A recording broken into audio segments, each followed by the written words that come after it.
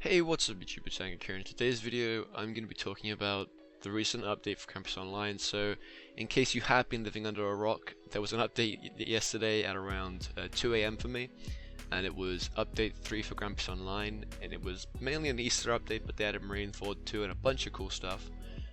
I did play on release. I stayed up very late or very early into 1 or 2 AM to play the game on release. I played it for 2 hours after that, and me and my friends, I made a point to go to every single new island and see every single bit of new content that was out, so I can make a more of like a complete judgment.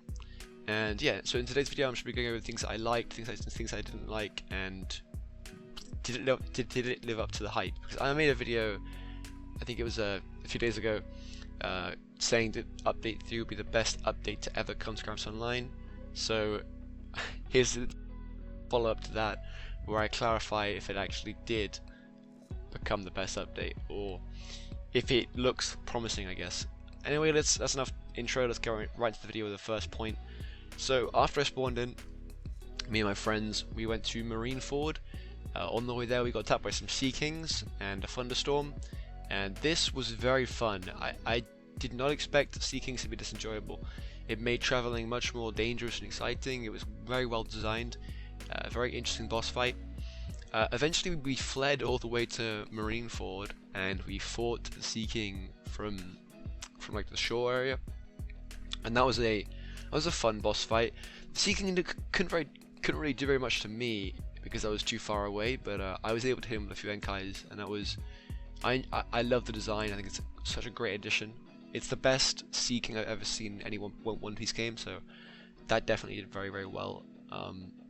But then, since we were now at Marineford, I decided to have a bit of a look around, and there were a lot of unique NPCs and quests. I mean, the first thing I noticed was the snipers, which made it kind of dangerous to be in Marineford, which is pretty fun.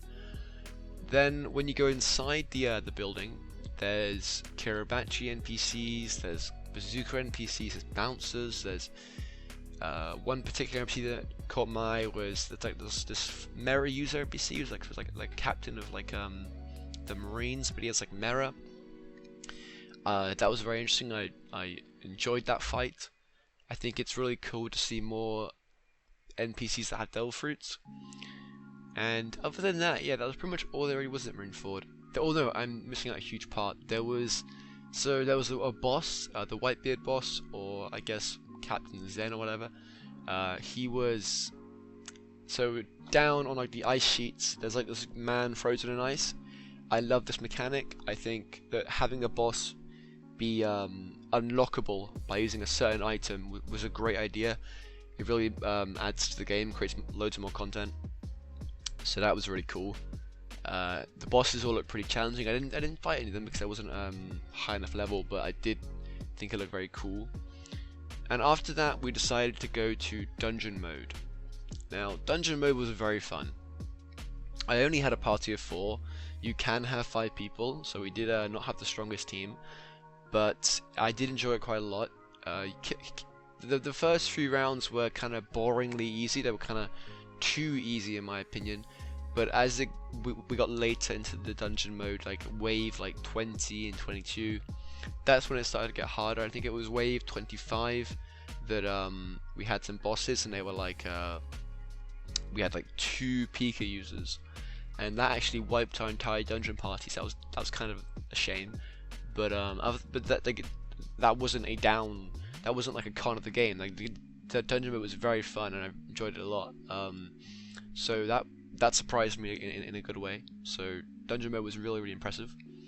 Also good drop rates, and the map design was amazing. I mean, I played on the Skypiea map, and it was just great. I loved it. I think that I love how they actually design unique maps, because I was expecting it to just be that like if you saw the leak from a few weeks ago, it was just this one big square. Well now it was more like, you had these 4 different parts, and it was a middle part, and like all these different designs, and it looked really cool. I thought it looked great. Next up we have Diablo Jambay Island. So I went to this island afterwards. It took me a bit of time to find this place. But when I did find it, I discovered that the NPC there has voice lines. So this was interesting because, as far as I know, this is like one of the first, if not the first NPC in GPO to have fully voiced quest like dialogue. I have to admit, I don't know who voice acted it. I don't know if there was like a credit or anything, but very, very good voice acting, I think.